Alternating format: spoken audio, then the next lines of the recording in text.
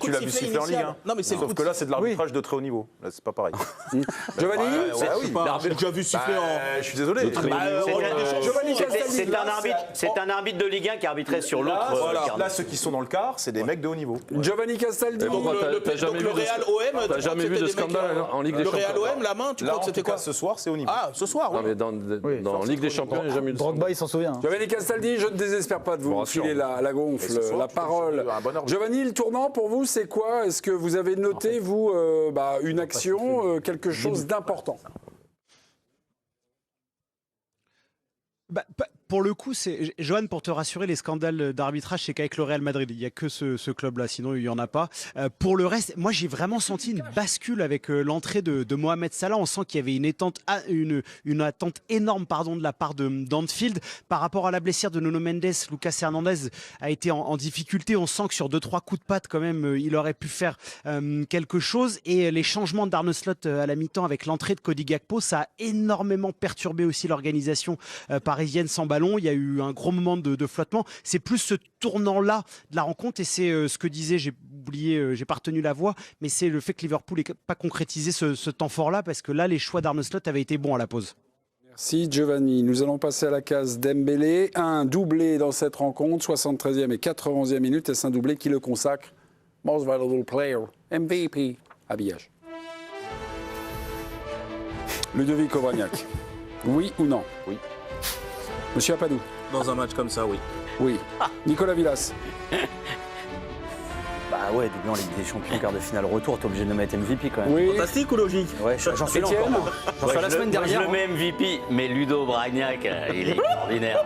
Pourquoi? On veut tout savoir. On veut tout savoir. Qu'est-ce qu'il y a? Mais non, mais. Attendez, il y a un truc qui s'est dit à l'antenne. J'ai trouvé, j'ai dit quand on débriefe la fin, je trouve que Dembélé a fait un match moyen, mais il a 2 actions de Ballon d'Or qui te font que t'es devant. Dans les 4 Comme tu nous l'as expliqué. La vraie question, c'est Dembélé a fait un match à la Ça le faisait passer de 3 à 5. Non, c'était ça. j'ai pas donné de note. Si. On donne tout de suite la note de Dembélé, petit. On y va. Quelle note à Dembélé? Vous avez les barèmes? 6 satisfaisants, 7 bons, 8 très bons, 9, on va pas aller jusqu'à 9. 6. Ah, 6, Il y a heureusement. MVP avec un 6. 6 satisfaisants, 7 bons. Tu mets des 2 à tout le monde alors. Dans mon truc. T'as pas osé mettre 5. Pas sérieux lui. Non, mais il fait pas un grand match. Mais par contre, c'est le tournant, tu en cherches un, le tournant du match. C'est celui-là. Mais c'est le but, quoi. C'est vrai que le deuxième. T'es en train de prendre des vagues de Il éteint partout. tout le monde. Tu sais que si les autres ils marquent, ça va être un fuego terrible. Et lui, il arrive et il te met le but. Et puis il n'a pas qu'à la pousser. Il fait son crochet et tout le monde aurait frappé comme une mule. Il va te l'enrouler à l'intérieur du pied. Je crois que c'est la Tangue qui a dit. C'est la Tangue qui a dit. Oui. Qui a dit c'est un but à la Messi. Mais c'est un but à la Messi. Le mec. Tanguy, oui. Oui. Excuse-nous Michel. Excusez-moi. Michel, on se connaît en dehors. C'est pour ça. Jean-Michel à peu près. C'est encore pire. Excusez-moi, Est-ce qu'on se connaît en dehors et en dehors, je l'appelle Nathan. Non, la Tangue, j'ai dit. La Tangue, il a dit. Pas le surnom de. J'ai pas dit Nathan, j'ai dit la Tangue. Tout le monde a Les entendu. téléspectateurs un peu C'est moins. l'accès. C'est compris l'accès. C'est la Tangue. C'est la Tangue. Donc Tanguy avait dit c'est un but à la Messi. C'est un but à la Messi, mais exactement. Et pour moi, alors c'est vrai que Ludo, il est un peu dur ce soir, je sais pas ce qu'il a. Non, Tout le monde est mauvais. Ah, un coup de moins, bien ça. C'est tout ça contre lui. C'est tout le monde. C'est un attaquant, Non, mais Ludo, c'est pas comme ça qu'il va devenir un joueur de Luis Enrique, je te le dis. On dirait Mikou. Mais à la sortie, il met 2 buts. Mais c'est pas 2 buts, c'est 2 buts qui te changent toute la fin de match. Donc pour moi, c'est 8. Et qui te termine presque. Ouais, mais le truc qui est emmerdant, enfin moi, il y en a un autre, au que j'ai trouvé incroyable encore ce soir, mais c'est Kvara.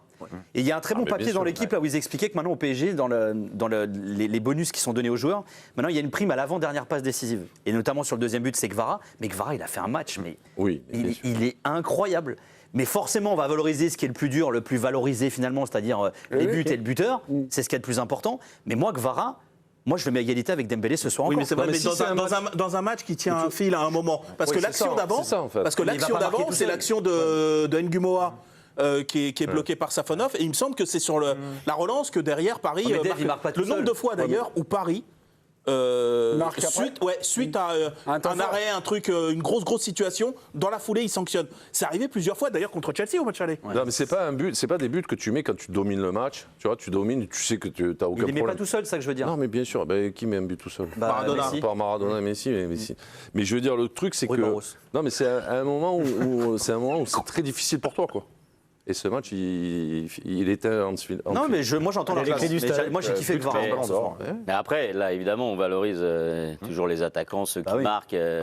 La première mi-temps, là, pour le coup, je rejoins Ludo, de Dembélé, elle est très moyenne. Mais bon, après, il est archi décisif, donc il n'y a pas de débat. Mais le débat, il peut aussi être sur Pacho et Marquinhos, parce que franchement, dans un match comme ça, où tu joues à Anfield, où ils ont quand même eu une période où ils étaient quand même à fond, il y avait le public, il y avait l'ambiance, il y avait la pluie, il y avait tout ça, tout pour faire vraiment le piège. Et c'est eux, mais on va revenir sur Safonov aussi.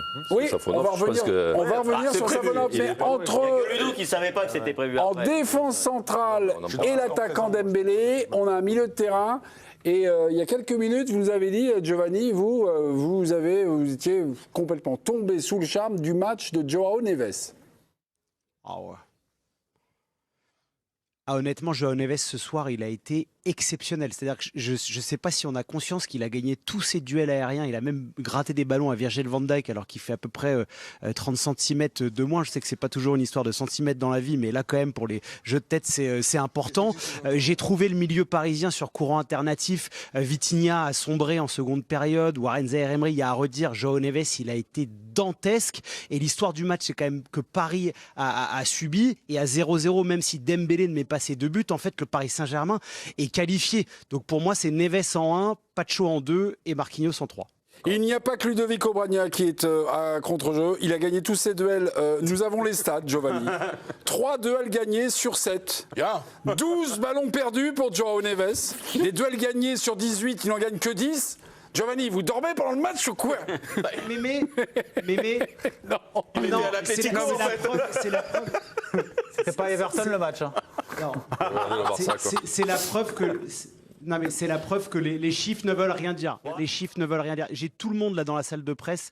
Tout le monde dit que Joao Neves c'est MVP, que c'est un joueur exceptionnel. Mais vous, si vous êtes des journalistes de statistiques, que vous regardez les matchs avec votre gras de papier et que vous n'êtes pas au stade, j'y peux rien. Mais du stade, le meilleur joueur, c'est Neves. C'est un grand reporter qui vous parle, mes amis.